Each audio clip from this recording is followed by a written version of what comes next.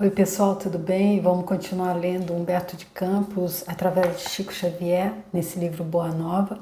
Esse livro, que eu já disse, mas repito para quem estiver vendo pela primeira vez, essa série é uma série que eu estou fazendo, e eu estou fazendo ali no meio da série que eu estava fazendo, que eram os romances de Emmanuel, que começa com o livro Paulo Estevão. Eu já fiz, eu deixo aqui se você quiser ver, que conta a história de Paulo de Tarso, desde o tempo em que ele era ali então o doutor da lei mosaica, e que ele aplicava essa lei ali com total crueldade, sem levar em conta nenhuma das coisas que ele aprendeu depois, quando ele passou a ser então o divulgador da Boa Nova, do Evangelho de Jesus Cristo. Mas isso só aconteceu depois que ele se encontrou com o próprio Jesus Cristo, o próprio Mestre veio e fez com que ele ficasse cego para as coisas do mundo, ficou cego fisicamente, realmente, ali nas portas de Damasco, e depois então ele foi, a luz se acendeu no espírito dele, ele se transformou no apóstolo dos gentios, que foi quem fez, mais divulgou o evangelho nessa época. E ele conta toda a saga dele, toda a história dele, verídica, e é incrível, é um livro incrível para se ler. E esse aqui eu quis fazer então porque era o segundo, depois fora da série Romance de Emmanuel, então esse seria o primeiro, então, tirando Paulo Estevão, seria o primeiro livro preferido de Chico Xavier, e eu queria saber por quê, porque claro que Chico Xavier deve ter um carinho todo especial por toda a obra dele, porém ele disse que esse era o preferido depois de Paulo Estevão. E agora dá para entender, então, que Humberto de Campos teve acesso ali a todas aquelas informações que a gente sabe que tudo que está acontecendo aqui fica gravado. Então, ele teve acesso a essas informações, trazendo assim pepitas assim de ouro mesmo, de grande sabedoria de Jesus Cristo ali no tempo em que ele conversava, fazia as primeiras pregações, ou então quando ele estava ali passando informações, dando mensagens, passando sabedoria para os discípulos, e até o final, quando ele então já estava ali entregue aos verdugos dele, que vieram então depois que o próprio Judas foi então e fez uma troca com eles. Ele diria quem era Jesus Cristo, e ele acreditava que ele ia poder pegar um lugar de destaque, que ele poderia ser um poderoso, como ele acreditava. Ele não entendia que Jesus Cristo estava ligado ao poderoso, e que os poderosos da terra não têm poder nenhum se comparados ao poder divino, apesar de que todo mundo tem a centelha divina em si. Mas como o professor Hélio Couto diz, o bem tem força, o mal tem força, porém apenas Deus tem poder. E esse 27º episódio, que foi a oração do horto, então conta como foi que depois que Jesus, naquela última ceia, depois de ter lavado os pés dos discípulos, ele então fez uma oração lindíssima de conexão com Deus, e depois ele subiu o Monte das Oliveiras, acompanhado então de Pedro, João e Tiago, os filhos de Zebedeu, e pediu a eles que ficassem ali vigiando enquanto ele ia fazer a meditação dele, e eles logo caíram no sono. Ele veio, os despertou e disse: não podereis velar comigo um minuto? E pediu novamente que eles ficassem, e eles novamente caíram no sono. E ele então diz de novo: não conseguistes então orar comigo? E eles ficaram ali bem desapontados com eles próprios, até que no final, depois que ele já tinha passado por toda aquela humilhação que aconteceu com isso, quando ele saiu dali e foi levado, depois que nesse local mesmo, Judas então veio e o sentenciou. Judas então veio e fez o que ele tinha combinado, sem saber depois que não ia. Ele estava acreditando poderes aos poderes, a quem tinha poder, né, nessa existência, e que estavam ali então perseguindo Jesus Cristo, não entendendo a grandiosidade da mensagem que ele veio trazer com o Evangelho. Então ele, depois que ele cumpriu o destino dele, que foi a traição a Jesus Cristo, ele então foi levado e depois de que ele passou por todas as angustiosas formas de humilhação que Jesus Cristo passou, então aí depois que ele então foi crucificado, aí então João, ele estava muito triste, ele ainda se lembrava daquele momento lá no horto, no porto, no Monte das Oliveiras, em que ele dormiu, e ele pensava, ele estava ali dizendo como seria possível que ele tivesse então, qual era a razão daquele sono inesperado que o acometeu naquela hora tão suprema, naquela hora que ele desejava atender ao desejo de Jesus, orando em espírito até o fim das provas dele. Então eles perguntam por que ele dormiu naquele momento, que tanto ele que tanto amava Jesus Cristo, no momento em que o coração amoroso dele mais necessitava da assistência e do afeto dele. Por que ele não acompanhara Jesus naquela prece derradeira, onde a alma dele parecia apunhalada por intraduzível angústia nas mais dolorosas expectativas. Então João, ele está ali em oração silenciosa, se fazendo essas perguntas e angustiado mesmo com ele, e aí ele se dirigia em oração ao mestre, quase em lágrimas, implorando que ele perdoasse o descuido, que ele acreditava que fosse um descuido na hora extrema. Mas então, depois que ele fazia essas introspecções e pedia esse perdão em oração, após um desses dias, em uma atmosfera de sonho, ele verificou que o mestre se aproximava. E aí então ele disse a ele: João, a minha soledade no horto é também um ensinamento do Evangelho e uma exemplificação. Ele significará para quantos vierem em nossos passos que cada espírito na terra tem que ascender sozinho ao calvário de sua redenção, muitas vezes com a despreocupação dos entes mais amados do mundo. Ou seja, na hora que cada um está pronto para dar o seu testemunho, quem sabe os entes mais amados do mundo, aqueles que ele mais ama e que por quem é mais amado também não estarão dormindo. E ele disse que então aconteceu isso com ele exatamente para que fosse exemplificado e também para mostrar aos discípulos, como João mesmo, que se ele ia pegar então a tocha e continuar mostrando o caminho da luz que leva a Jesus Cristo, então ele tinha que estar ciente dessa verdade.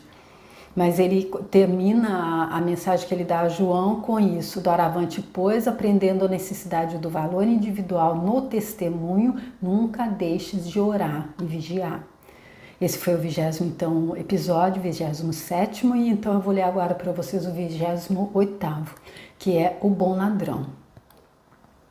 Alguns dias antes da prisão do mestre, os discípulos, nas suas discussões naturais, comentavam o problema da fé, com o desejo desordenado de quantos se atiraram aos assuntos graves da vida, tentando apressadamente forçar uma solução. Como será essa virtude? De que modo conservá-la-emos intacta no coração? Inquiria Levi com atormentado pensamento. Tenho a convicção de que somente o homem culto pode conhecer toda a extensão de seus benefícios. Aqui então ele falando da fé, eles estavam então ali comentando, falando sobre isso, e então o que Levi pergunta é como é que a gente pode conservar essa fé intacta no coração e como nós podemos conhecer toda a extensão dos benefícios de se ter fé.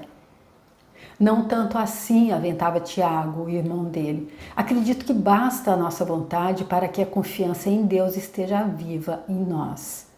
Mas a fé será virtude para os que apenas desejam? Perguntava um dos filhos de Zebedeu. A um canto, como distante daqueles duelos da palavra, Jesus parecia meditar. Em dado instante, solicitado ao esclarecimento, respondeu com suavidade: a fé pertence sobretudo aos que trabalham e confiam. Tê-la no coração é estar sempre pronto para Deus. Não importam a saúde ou a enfermidade do corpo, não tem significação os infortúnios ou os sucessos felizes da vida material. A alma fiel trabalha confiante nos desígnios do Pai, que pode dar os bens, retirá-los e restituí-los em tempo oportuno. e caminha sempre com serenidade e amor por todas as sendas pelas quais a mão generosa do Senhor o queira conduzir. Aqui então Jesus Cristo mostrando que a fé é se entregar, é aquela entrega que ele fez ali quando ele fez aquela última oração ali antes de subir o Monte das Oliveiras, se entregando a Deus, que ele sabia era para quem ele veio para dar o testemunho, para nos exemplificar, e que havia os desígnios de Deus. Porque eu acredito que não são desígnios de Deus que Deus resolve ali, ele está ali com planejamento, esse aqui eu vou mandar e daqui a pouco, daqui a algum tempo eu vou fazer com que ele passe isso e aquilo. Não, os desígnios de Deus é como é que a gente decidiu, como é que a gente lá, depois que a gente volta. Eu acredito que seja assim, olha gente, eu acredito que é exatamente dessa forma. A vida, Jesus Cristo já disse aqui nesse livro, em uma passagem anterior, não sei exatamente precisar qual foi o episódio, mas ele disse que aqui é uma escola hospital. Então, se é uma escola, eu acredito que seja dessa forma. A gente vem, é como se a gente estivesse na escola, nós vamos estudar, nós vamos também ser tratados, e aí a gente vai depois, no final, quando a gente chega no final do ano letivo, cada um tem o final do ano letivo de acordo com aquilo que digamos que tem alguns que ficaram em independência, em alguns só estão fazendo 3 matérias. O ano letivo dele vai terminar antes daquele que está fazendo todas as matérias daquele ano. Então, depois que a gente fez, a gente chega ali, a gente volta para casa e ali a gente faz o balanço de como é que foi, como é que está o nosso boletim escolar. Nem sei se ainda existe, é isso?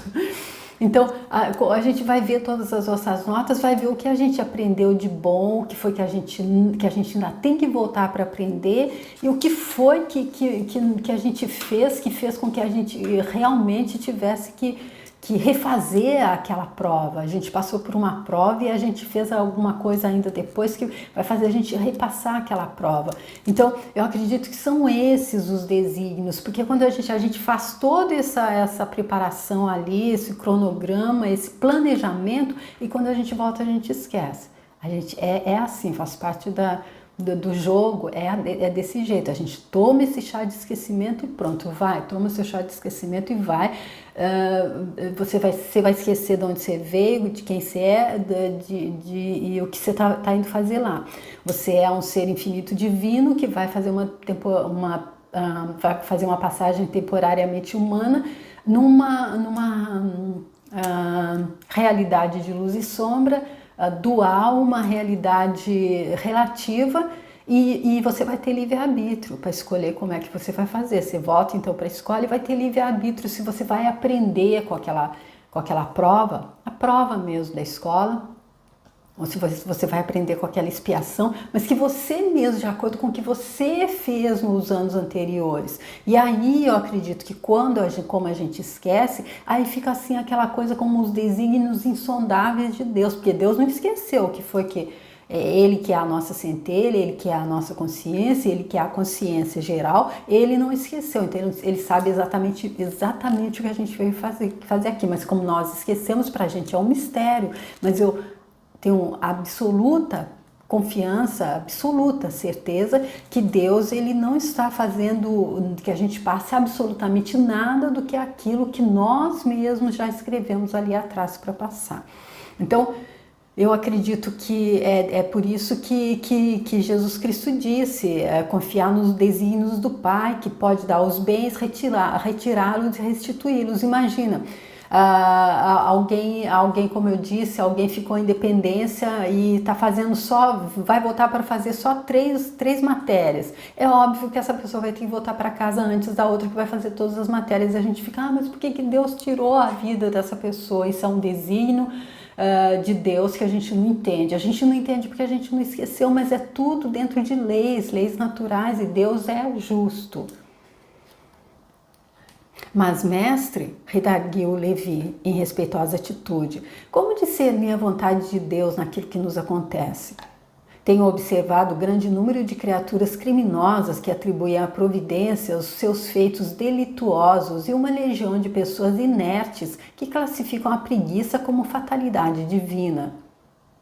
A vontade de Deus, além da que conhecemos através da lei dele e dos profetas, através do conselho sábio das inclinações naturais para o bem, é também a que se manifesta a cada instante da vida, misturando a alegria com as amarguras, concedendo a doçura ou retirando-a, para que a criatura possa colher a experiência luminosa no caminho mais espinhoso. Aqui Jesus Cristo usando a palavra para que a criatura possa colher a experiência luminosa no caminho mais espinhoso.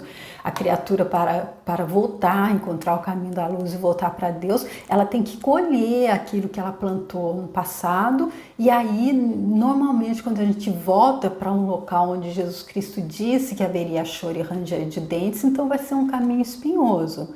Mas nós estamos apenas colhendo aquilo que nós plantamos em busca de voltar para o caminho luminoso.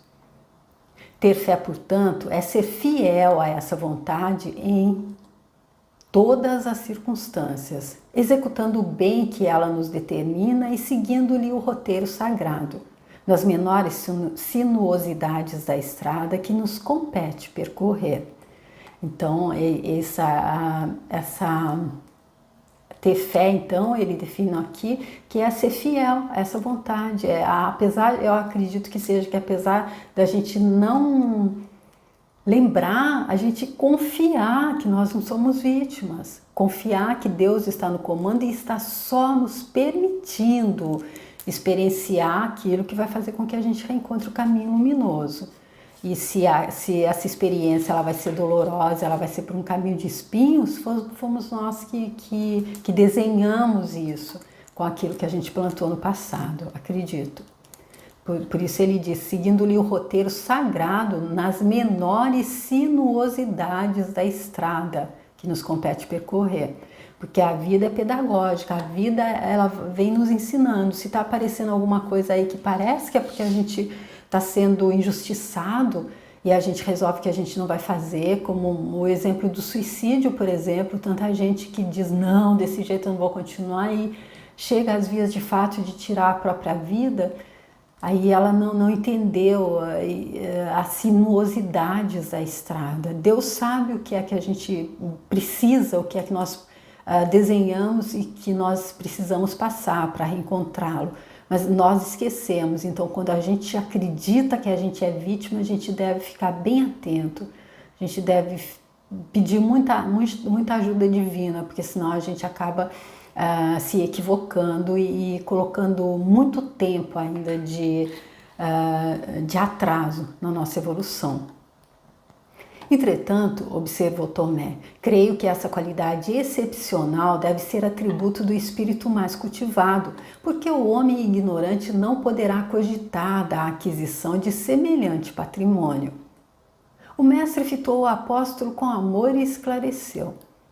Todo homem de fé será, agora ou mais tarde, o irmão dileto da sabedoria e do sentimento. Porém, essa qualidade será sempre a do filho leal ao Pai que está nos céus. O discípulo sorriu e obtemperou. Todavia, quem possuirá no mundo lealdade perfeita como essa? Ninguém pode julgar em absoluto, disse o Cristo com bondade, a não ser o critério definitivo de Deus. Mas se essa conquista da alma não é comum às criaturas de conhecimento parco ou de posição vulgar, é bem possível que a encontremos no peito exausto dos mais infelizes ou desclassificados do mundo. Aqui então ele dizendo que, como Tomé, entendendo que o homem ignorante não poderia cogitar a aquisição desse patrimônio que é a fé.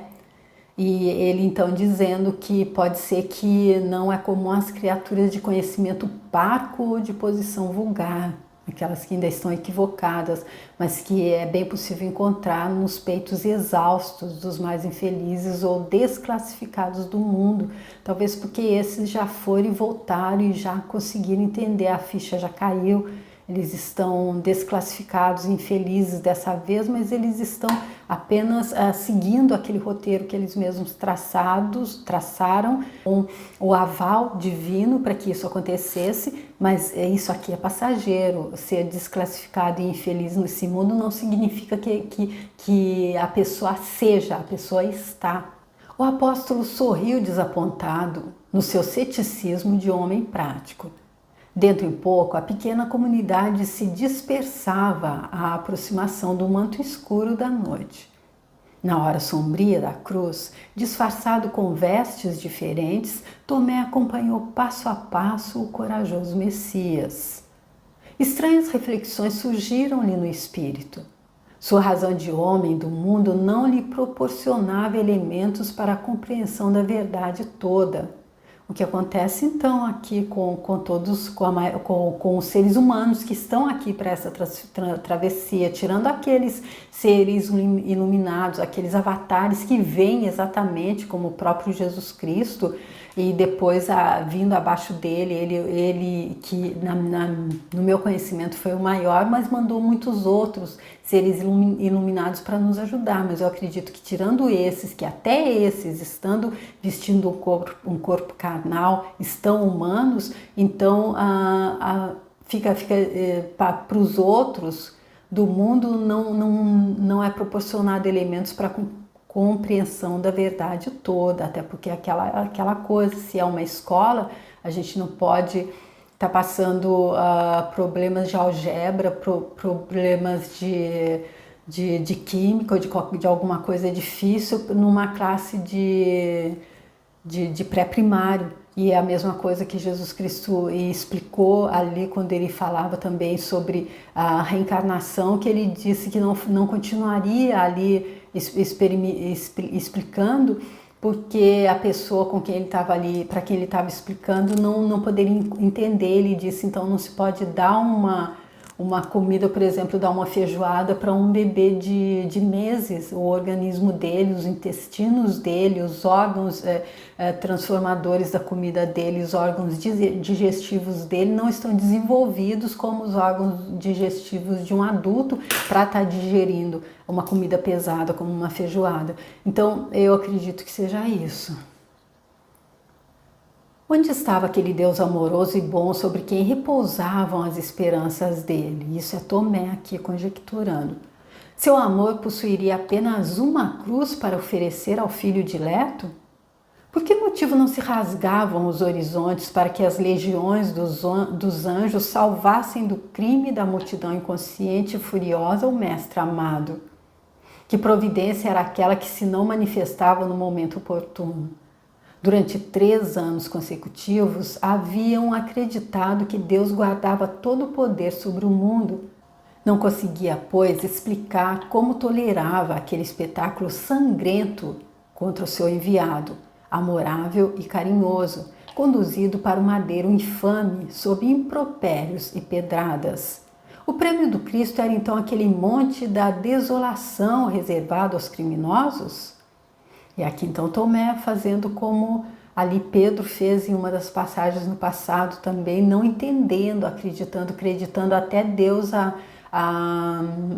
qualidade, digamos, negativa de injusto, se ele ia deixar então que Jesus Cristo passasse por isso, sem entender quando ele disse que ele veio para dar o testemunho, e que o testemunho nesse caso teria que ser da forma, ele não poderia só estar dando em forma de teoria, mas na prática. Ansioso, o discípulo contemplou aquelas mãos que haviam semeado o bem e o ardor, agora agarradas à cruz, como 2 flores ensanguentadas. A fronte aureolada de espinhos era uma nota irônica na sua figura sublime e respeitável. Seu peito tremia ofegante, os ombros deveriam estar pisados e doloridos. Valer a pena haver distribuído entre os homens tantas graças do céu? O malfeitor que assaltava o próximo era agora, a seu ver, o dono de mais duradouras compensações. Tomé se sentia como que afogado, desejou encontrar algum dos companheiros para trocar impressões, entretanto não viu um só deles. E nós já vimos ali no passado que realmente nenhum dos discípulos ficaram ali, exceto João, que ficou do lado de Maria, mas os outros então todos procuraram então estar se afastando, temendo a represália se fossem ligados a ele. Procurou observar se os beneficiados pelo Messias lhe assistiam ao martírio humilhante na hora final, lembrado de que ainda na véspera se mostravam tão reconhecidos e felizes com a presença santa dele. A ninguém encontrou. Aqueles leprosos que haviam recuperado o dom precioso da saúde, os cegos que conseguiram rever o quadro caricioso da vida, os aleijados que haviam cantado hosanas à cura de seus corpos defeituosos, estavam agora ausentes, fugiam ao testemunho. Valer a pena praticar o bem? O apóstolo, mergulhado em dolorosos e sombrios pensamentos, deixava absorver-se em estranhas interrogações. Reparou que em torno da cruz estrugiam gargalhadas e ironias. O mestre, contudo, guardava no semblante uma serenidade inexcedível. De vez em quando, seu olhar se alongava por sobre a multidão, como querendo descobrir um rosto amigo. Sob as vociferações da turba amotinada, a Tomé parecia-lhe escutar ainda o ruído inovidável dos cravos do suplício. Enquanto as lanças e os vitupérios se cruzavam nos ares, fixou os 2 malfeitores que a justiça do mundo havia condenado à pena última. Aproximou-se da cruz e notou que o Messias punha nele os olhos amorosos, como nos tempos mais tranquilos. Viu que um suor empastado de sangue lhe corria do rosto venerável, misturando-se com o vermelho das chagas vivas e dolorosas. Com aquele olhar inesquecível, Jesus lhe mostrou as úlceras abertas com o sinal do sacrifício. O discípulo experimentou penosa emoção a lhe dominar a alma sensível. Olhos nevoados de pranto, recordou os dias radiosos do Tiberíades. As cenas mais singelas do apóstolo ressurgiam ante sua imaginação. Subitamente lembrou-se da tarde que havia comentado o problema da fé, parecendo-lhe ouvir ainda as elucidações do mestre com respeito à perfeita lealdade a Deus. Reflexões instantâneas lhe empolgaram o coração. Quem teria sido mais fiel ao Pai do que Jesus? Entretanto, sua recompensa era a cruz do martírio. Absorto em singulares pensamentos, o apóstolo observou que o Messias lançava agora os olhos enternecidos sobre um dos ladrões que o fixava afetuosamente. Nesse instante, percebeu que a voz débil do celerado se elevava para o mestre em tom de profunda sinceridade. Senhor, disse ele ofegante, lembra-te de mim quando entrares no teu reino. O discípulo reparou que Jesus lhe endereçava então um olhar caricioso, ao mesmo tempo que aos seus ouvidos chegavam os ecos de sua palavra suave e esclarecedora. Vês, Tomé, quando todos os homens da lei não me compreenderam e quando os meus próprios discípulos me abandonaram, eis que encontro a confiança leal no peito de um ladrão.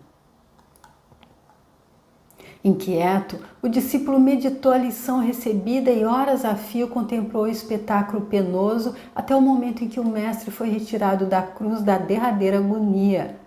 Começava então a compreender a essência profunda de seus ensinos imortais.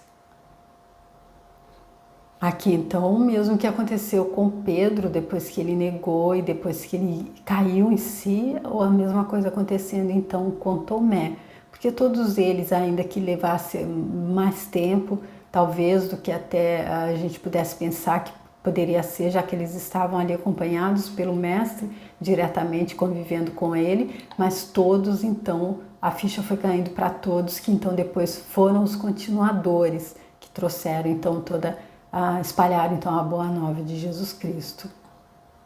Como se seu espírito fora transportado ao cume de alto monte, pareceu-lhe observar daí a pesada marcha humana. Viu conspícuos homens da lei, sobraçando os livros divinos. Doutores enfatuados de orgulho passavam eretos, exibindo os mais complicados raciocínios. Homens de convicção sólidas integravam o quadro, entremostrando a fisionomia satisfeita. Mulheres vaidosas ou fanáticas lá iam igualmente revelando seus títulos diletos. Em seguida vinham os diretamente beneficiados pelo Mestre Divino. Era a legião dos que se haviam levantado da miséria física e das ruínas morais. Eram os leprosos de Jerusalém, os cegos de Cafarnaum, os doentes de Sidom, os seguidores aparentemente mais sinceros ao lado dos próprios discípulos que desfilavam envergonhados e se dispersavam indecisos na hora extrema. Possuído de viva emoção, Tomé se pôs a chorar intimamente. Foi então que presumiu escutar uns passos delicados e quase imperceptíveis.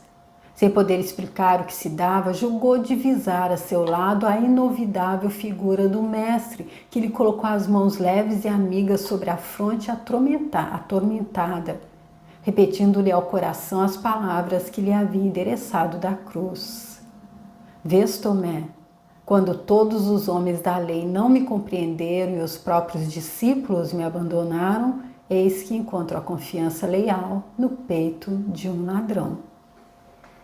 Jesus Cristo aqui, então, sempre deixando para a gente essas máximas para serem, então, meditadas, para que a gente entenda que, longe de saber, ele viu ali, então, os homens poderosos, as mulheres da corte, as mulheres ali, as mais...